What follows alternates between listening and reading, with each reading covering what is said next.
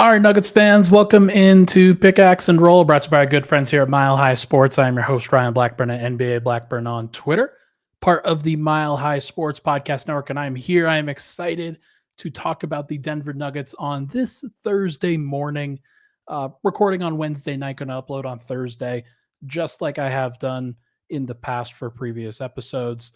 Got a little bit of a revamp in terms of the setting. Upgraded the microphone. Hopefully this sounds better. Still trying to work out the audio mixing and the details and making sure that the processing is good. But I am also I got some new stuff behind me as well, and so still trying to figure out what to put up on the wall. If you've got any ideas, let me know down in the comments in terms of how I should be decorating the office space behind me. But on today's episode, very excited to kind of be talking wrap up here for the Nuggets. I did this a little bit in the previous episode too, but I wanted to expand upon that and talk about the Nuggets offseason checklist and where they are at this current moment in time and what's left. What is left for them to do? And then second segment, we will talk about, is there anything that they could have done better? Is this good enough? And I spoil alert, yes, it's good enough. They did a great job, and I tend to think that they're in a good place. They're in a good place now because of the good work that John Wallace and Ben Tenzer have done. So without further ado, let's talk about what's left.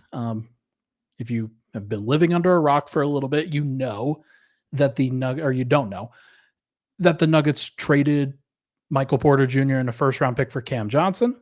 They traded Dario Saric for Jonas Valanciunas. By the way, on both of those deals, now the Brooklyn one, it sounds like they were working on that one kind of under the radar for a few weeks, which is great. That's what you want to do. You want to continue to show exactly to other front offices that you can keep things under wraps, that there isn't anything that's going to get out. You want to make sure that you're showing things very public, or like you're good privately. You're not going to let things get public, and you can handle your stuff. And it turns out they both did that. They also really showed that with the Jonas Valanciunas trade, that they can take advantage of another team's situation by offering them something that's mutually beneficial. And then they ran a pretty good deal, assuming that everything with Jonas continues to come back kosher. And I think it is. Like doesn't seem like there's anything else that's going on that should detract from that. They got two great trades back to back on June 30th and July 1st that effectively put them into position to compete for a championship again. Talked about this ad nauseum. I think that those were fantastic deals, both of them. Denver deserves an A for just those deals alone. But beyond that, like you get Bruce Brown and Tim Hardaway Jr. for minimum contracts. Denver still has some flexibility. They have a roster spot open, and that's where we will start with this one. Last episode, I talked about 15th man. Will they add one? Will they not add one? That I think is still on the kind of checklist, the things to do for Denver, whether they decide that it is worth it for them to add somebody. I'm on record saying that it would be nice to get another pick and roll ball handler, somebody that can kind of run a more traditional second unit. Bruce Brown, for as much good work as he has done, if you remember back in 2022-23, he played about, I'll say 33% of his minutes in the regular season with like at that backup point guard position. Most of the time he was playing next to Jamal Murray or Bones Highland or Reggie Jackson or Ish Smith or gosh, I don't remember if there was anybody else, but I think it was just those four. Obviously Denver figured out that the best situation was him next to no point guard and with those second units, and they figured some stuff out. But I do think that there is a world where a 15th man that is a point guard would help Denver, especially if like you don't know from a ball handling standpoint. Like if Murray gets hurt, you would like to have somebody else that can handle. And so we'll see if, like we've talked about Russell Westbrook before, not sure if he's actually on the table for Denver. We'll talk about him a little bit in the second segment. But I do think that Denver is at least open to the idea of filling that 15th man spot with whether it's a point guard. The other position that they could really use is another versatile forward, somebody who I don't know how many of these guys are actually on the market. Like they could probably find somebody that makes sense, but maybe taking a flyer on, I don't know, Ben Simmons doesn't really make sense. You want somebody that could hit some threes. You want somebody that can be big enough to guard fours. And so that would be the ideal in that situation, but not a lot of those guys exist. So we will see whether they ultimately fill it. But for now, that is still on their offseason checklist of things to do. Number 2 is to find a third two-way spot. I was speaking about this to the Broncos Country Tonight guys on 850, excuse me. And they were asking me, hey, to like Curtis Jones and guys like that. Like Curtis Jones just had 20 points in Denver's third summer league game. Could he be a candidate for them to jump into the roster and claim that third two-way spot? Maybe. Maybe Denver focuses on some of their guys, on some of the players that are already on their roster. I got to imagine that there is another guy out there, whether it's a point guard, whether it's a center. I think a center actually makes a lot of sense. A third center, an actual 7-footer or somebody that was pretty close. Tyrell Harrison, he's okay. He is somebody that like might be good for what Denver wants, might not be good for what Denver wants. And it wouldn't necessarily be the worst thing in the world for Denver to at least consider the idea of somebody else, because hypothetically Jokic goes down, Valanciunas goes down. You don't necessarily want to be at the behest of Zeke Naji at backup 5, Deron Holmes at backup 5, because those are the only two other guys that are really big enough to handle that position right now. With Dario gone, DeAndre Jordan's not back. It does seem like Denver got a little bit smaller behind their two behemoths. So we'll see what happens with it, but I could see Denver trying to fill that third two-way spot with a big. Maybe that is also a point guard option, and they use the 15th man on somebody who's an actual traditional big man, but we will see what happens. Number 3, trades are still on the table. I don't want to completely write off the possibility that Denver executes another trade. You don't want to like look, I think Denver's roster right now as it is, their depth chart looks really good. It does. But there are a whole bunch of reasons why you make a trade. It's not necessarily because you're unhappy with a situation. It might be because the upcoming contract extension talks with Christian Brown, but more likely Peyton Watson, don't necessarily go the way that the Nuggets would hope. And so you're talking to those guys. Let's say you come to an agreement. Like this is number 4 on the list, the Christian Brown and Peyton Watson extensions. Let's say you come to an agreement with Christian Brown, 4 years, $90 million, 5 years, $115 million, somewhere in that general range. That is a fair number, by the way. People would be wild to get too crazy about that, because I do think that Christian is very clearly a starter going forward in this league and is going to be somebody that teams are going to want to have around. The Nuggets are going to want to have around. But let's say they can't come to an agreement with Peyton. Let's say he wants more than the minimum, or not the minimum. Let's say he wants more than the mid-level exception. Basically kind of in line with what Nickeil Alexander-Walker just got on the open market. Now that, again, a little bit of a depressed free agency market, because so many extensions, so many contracts were signed before the free agency period. People have this different opinion, this different view of these contract numbers now. And maybe I'm wrong in saying that Peyton Watson is worth that kind of money. Like I think that he is. But maybe the open market disagrees, and maybe there's enough guys out there on the open market that Peyton Watson just isn't as valuable to some of those teams. However, I still think that a guy that's as young as he is, that's as versatile as he is defensively, that has some skill set on the offensive end, like you can squint through the funhouse mirror and look at him and say, yeah, that's the next Jaden McDaniels. And Jaden McDaniels got a 25 million a year contract. So to me, like I can understand if they weren't able to come to an agreement. Other teams would be interested in getting Peyton Watson. They would. The question is what Denver would be willing to kind of give him up for. They'd probably want somebody that's another stable forward coming back, or you get, I guess, draft capital. But it's a little bit dangerous to make a move like that at this stage of the year. But maybe if they had another free agent that they were lined up and talking with, then they could execute a deal like that and it would make some sense. But I'm not advocating for that. I would like for Denver to re up Christian and Peyton. I think that they are both very valuable for what Denver's going to need going forward.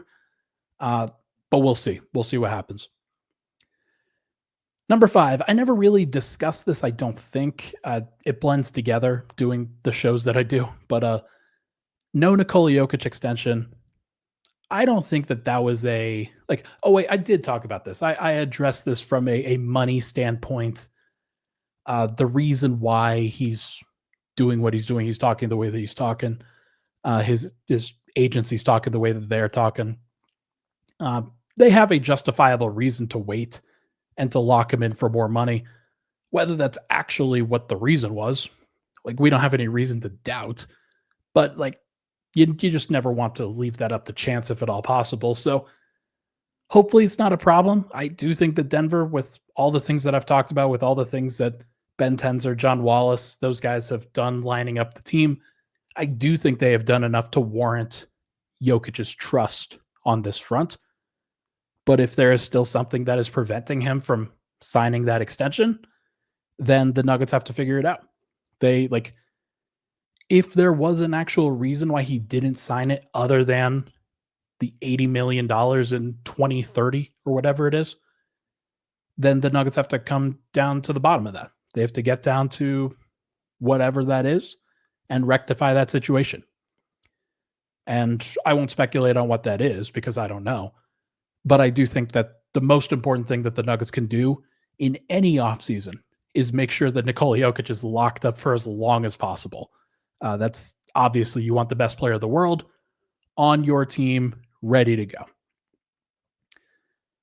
Number 6, Jokic and Valanciunas going to Euro Cup, I believe it is. Obviously, there's a rotating amount of competitions that happen internationally. I believe that it is Euro Cup this time around. Both Jokic and Valanciunas, I believe, are participating. I think it was announced that Jokic is going to be going through Serbian training camp. He's expected to accept the invitation from Pesic, the Serbian coach. Valanciunas, I believe it was already announced that he's going to be on the Lithuanian national team. So there's a lot riding for those particular guys. The last time the Jokic was in Euro Cup, they were upset by Italy in the round of 16. That was a big deal back then because I think Serbia was the top team that year, or at least pretty close to the top seed. And then they got upset by what amounts to a 16 seed. So not great. They can do better. And I know the Serbians are feeling that. They are really ready for this to happen this time. And the other thing is that this is the first time in his career that Nikola Jokic has participated in Serbian events back to back. Like usually he does one and then takes a year off and then does another that takes a year off. Basically, he's effectively done that for a while. This is the first time in his career that he's done it both off seasons. So we'll see how he looks from a physical standpoint, from an energy standpoint.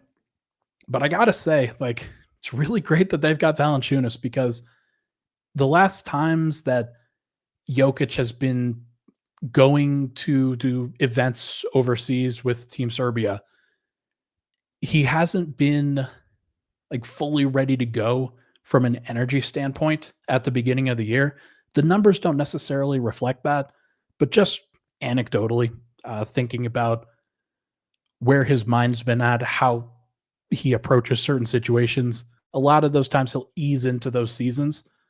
He'll probably ease into this season, especially kind of getting into his age 30 season. He's getting older. So good to have another big in the wings waiting for his own opportunity, his own playing time. And then, like, it would be great if there's a world where Jokic plays 30 minutes and Valanciunas plays 20 minutes and they overlap for a couple minutes a game. How cool would that be? That would be so sick. Uh, Unfortunately, Valanciunas will probably take on a lesser role as the season goes on, but it does seem like there is at least a world where Denver explores stuff like that more consistently. And finally, number 7, get ready for training camp. It's going to be right around the corner. It always goes faster than people think.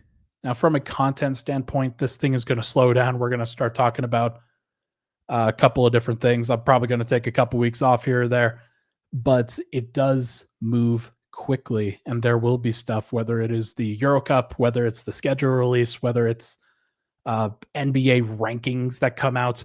There'll be plenty of things to discuss and pass the time. So when September rolls around, that's when those guys start really coming back into Denver.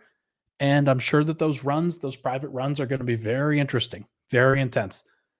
A lot of Denver's decision making will happen in those runs. And whether that's, say, the opportunities that certain guys get on the depth chart, whether that's it's not going to be a starting spot. I think those are all penciled in. But it could be the difference between Julian Strawther and Peyton Watson really like solidifying a rotation spot and not. So it's going to be interesting to see. Like Deron Holmes versus Zeke Naji, I'm very curious about. So we'll see what happens. But everybody's going to get ready for training camp. And I'm very curious to see how they handle it. All right, let's take a break. When we come back, we're going to talk about, could Denver have possibly done anything better? Like, I'm not sure what they could have done. And we'll discuss that on the other side. We'll be right back here on Pickaxe and Roll.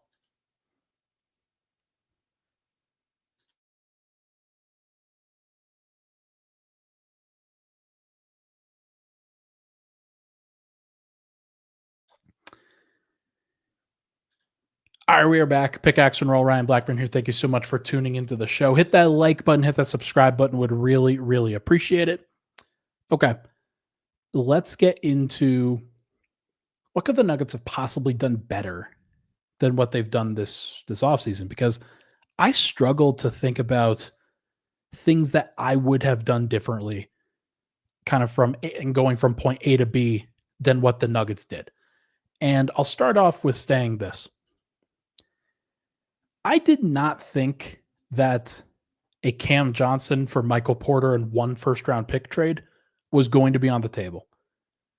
Obviously, Denver was working that for a while. They were thinking about how they could possibly put themselves into a better financial situation. And Brooklyn was the perfect trade candidate. I did not fully appreciate this in the moment.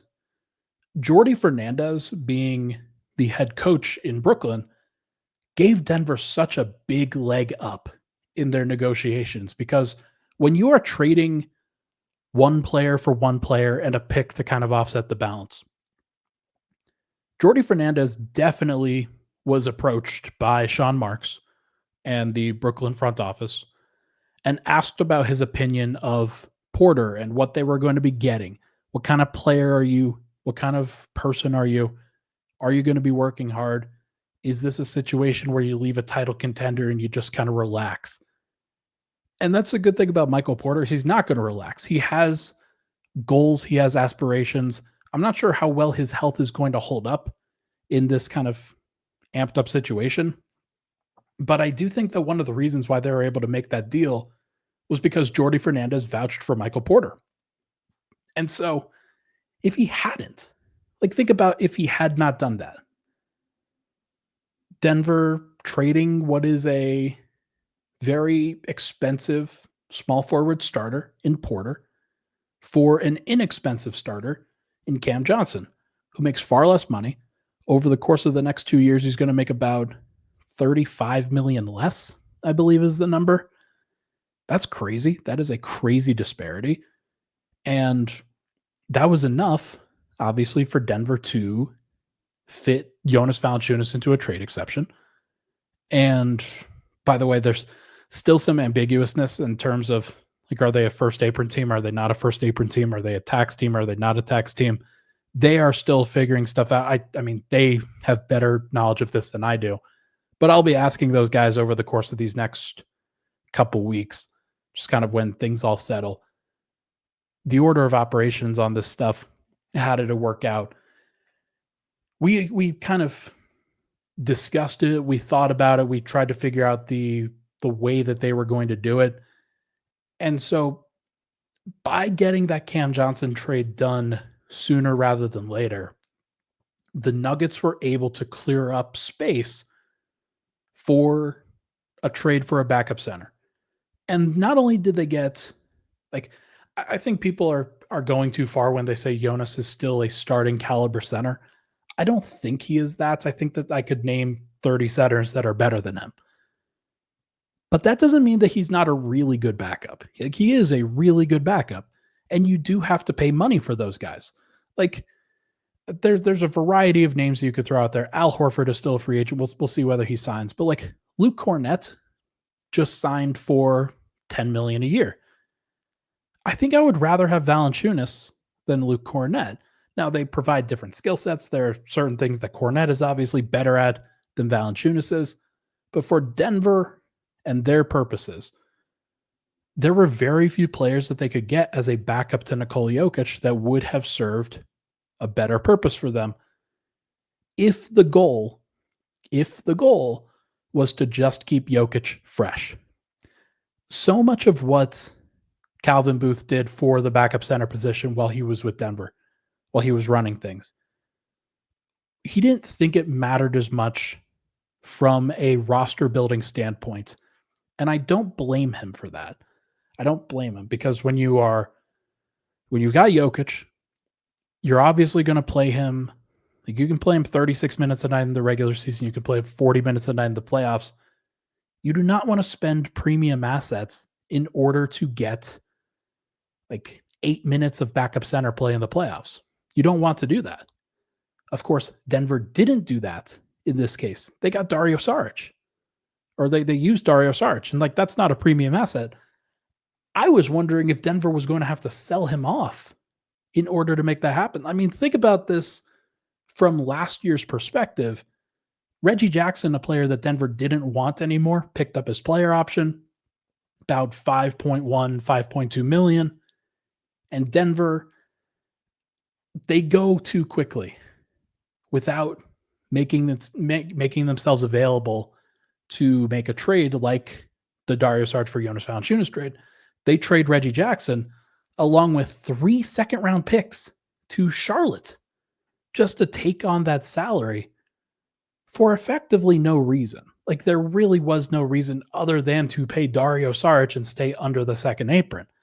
And that was ludicrous at the time, and it's even more ludicrous now based off of what you could show, like how valuable an expiring contract can be in some of these cases. Now you need to kind of shift and negotiate and do some of those things. You need to be able to be more like capitalize and be able to take back money.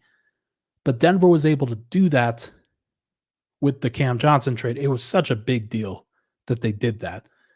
And it's why, like, there's a lot of people that criticize Denver for trading for a similar player in Cam Johnson and also giving up a first-round pick in order to do it.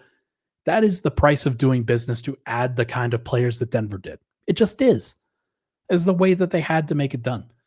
And so they not only, like, they basically traded a starting small forward and a first-round pick for a starting small forward and a backup center, a premium backup center at the position.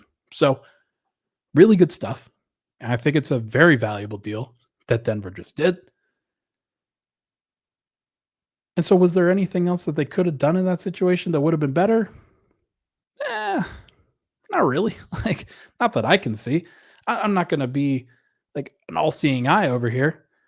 I did I kind of wrote off Cam Johnson as a possibility because I didn't think that it would be possible for them to pay so little in order to take on Michael Porter's contract and give up Cam Johnson at the same time. But Denver was able to do it and only give up 1 first-round pick. That is a great deal by pretty much any measurement to me. And then you get Tim Hardaway and Bruce Brown for minimum contracts. Were there any minimum contracts that were signed? I'll even do this now. Let's go on Spot Track. Let's look at the contracts that have been signed so far. And let's see the minimum contracts. All right. This is a funny list. So, Tim Hardaway Jr. got the same deal as the following players: Spencer Dinwiddie, Kyle Lowry, Joe Ingles, Garrett Temple, Mason Plumlee, Eric Gordon, Jeff Green, Larry Nance Jr. There are some guys that had fewer years in the NBA that also got minimum contracts, like Taurean Prince, Jackson Hayes, Dante Exum, Aaron Holiday, Bruce Brown, who we talked about, obviously, Marvin Bagley III, Jordan McLaughlin, Jayshawn Tate, Sandro Memokelishvili, Trendon Watford. The list goes on, and the list gets worse. I got to be honest, there is a potential that, and Gary Trent Jr. is also one guy that it would be nice if because basically he got a minimum contract or pretty close to it, and then a second year option after that. So that would have been nice. But other than him, is there any better player than Tim Hardaway Jr. on that list that I just mentioned? I don't think so. I really don't. And so you could then go to the list of available guys. And we've talked about this list before. Would Malcolm Brogdon be a better player? Maybe. I don't know if that's the kind of player that Denver needs, though. They need a spacer. Think about how much we were talking about the three-point shooting and how important it was for Denver to add a player of really good spacing, somebody that could just get up shots, unafraid to take them, gonna take them when he gets them. When he gets an opportunity, he's not going to pass it up. And Denver needs to find ways to get those shots up efficiently and effectively. And so they got a guy in Tim Hardaway Jr. that I valued at a mid-level exception kind of contract or somewhere close to that. I did not value him as a TPMLE guy. I did not value him as a minimum guy. And yet Denver got him for the minimum anyway. So the fact that they were able to do that is really impressive. And I'm looking at the free agent list. It's pretty barren. Pretty barren if you want an actual shooter. Shooters get paid. And the fact that they got one for the minimum, I think, is crazy. So really impressive stuff. Obviously, they're going to sign the Bruce Brown deal pretty much regardless. I don't think that one needs to be questioned at all. Could they have done any better than that? Probably not.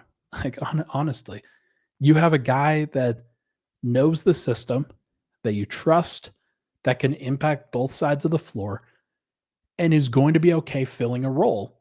He already knows the deal. He knows he might play slightly less and he'll have to be okay with that because 28 minutes per game is probably too much at this stage for what Bruce is going to provide. But could he play 22? Could he play 24? Could he play 20? Sure. Yeah, why not? I think it's pretty clear. So, again, really impressive stuff. Does Russell Westbrook make more sense in place of Bruce Brown? Hypothetically, you're getting Tim Hardaway Jr. You're getting that kind of skill set. Does Russell Westbrook make more sense in a vacuum than Bruce Brown? You can make an argument that he does because it's a more traditional ball handler. It's somebody that can play with the ball in his hands, can get downhill, has good chemistry with Jokic, can set up the table for Murray, for Cam Johnson, for Aaron Gordon, for Christian Brown, guys like that. 100% you can make that argument. There are some chemistry things that Like, I won't get into all the details, but Bruce Brown, obviously, fantastic chemistry with the team. That was never a question. Russell Westbrook, good chemistry with the team. There were some rough points, but overall, he was very good. He was very helpful. I'm not going to sit here and say that, like, I don't think Bruce is in a vacuum a better player than Russ, but I think Bruce is a better fit for what they needed, even with the Tim Hardaway signing, because Tim Hardaway is not a great defender. Bruce is a little bit more versatile. I think Russ he's a fouler. He's definitely going to be very physical, and that's something that you need for sure. But Bruce is going to be a little bit more disciplined on that front, and I think that that's valuable. And so you think about some of the other things that Denver could have done. I don't really think that there's much. Like you look at the backup center market. The signings went away very quickly. There were not a lot of guys that were signed that made a lot of sense from an AAV standpoint, an average annual value standpoint. Like Bobby Portis got a 3-year, $43.5 million contract. That's about $14.5 million. It's a little too high. Also, not really a backup center. Luke Cornett, as I mentioned, got 10.1. Brook Lopez, if you could have gotten Brook Lopez, that would have been great. Is Brook Lopez or Jonas Valanciunas a better player? Probably Brook, but like honestly, Brook was looking really slow in the playoffs this last year. And with Valanciunas, you just know you're going to get somebody that can pass, that can score, that could do a variety of different things. Brook is like he's still a very good player. I don't want to take anything away, but like I think I'd probably rather have Brook Lopez. But Kevon Looney, no. Clint Capella, not really. Isaiah Jackson would have been interesting, but he's a little bit smaller. He's kind of in that 6'8", 6'9" undersized center route. Not necessarily sure everybody wants that. Day'Ron Sharpe, that would have been pretty good. He got basically a 2-year, $12 million deal. Paul Reed, 2 years, 10 million, 11 million. Would have been okay. I think I'd rather have Jonas. Lots of guys that you could say that about. So I do think that Denver did really well here. And I don't think that there's anything that I would have done differently. If it were up to me, I would still be exploring the trade routes for a couple of my kind of favorite targets. Ayo Dosunmu and Kobe White on that list with Chicago. Probably not Kobe, but certainly Ayo as a like potentially 6-man type, somebody who you're willing to give some money to in the future, depending on like he would look at the free agent market and basically say, yeah, I would like to make Nickeil Alexander-Walker money, which is about 15 million, 16 million in that general range. I think if you're Denver, you'd be happy to give that out. But then you'd have to trade probably somebody of value, whether it's Julian Strawther or Peyton Watson or somebody of that nature. Is Denver willing to do that? Who knows? But outside of that, like Denver's playoff rotation right now is as follows: Jamal Murray, Christian Brown, Cam Johnson, Aaron Gordon, Nikola Jokic. That's your starting five. They're each probably going to play about 34, 35 minutes a night at minimum for some of those guys. And then off the bench, Bruce Brown, Tim Hardaway Jr., maybe Julian Strawther, Peyton Watson, maybe Deron Holmes or Zeke Naji, and Jonas Valanciunas. Like, that's pretty good. That's pretty good. It's hard for me to see alterations to that. The best guys will end up playing. But the fact that Denver has, I think, 11 guys, really 10, but 11 guys that you could say, oh, yeah, we could play them in a playoff round. That's awesome. That's awesome to think about. We thought that would be the case last year in some ways.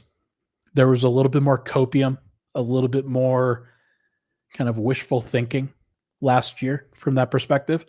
Like Dario Saric, I really thought was going to be like, remember when Calvin Booth said 9 real guys? The 9 guys that he was talking about were Russell Westbrook, Julian Strawther, Peyton Watson, and Dario Saric.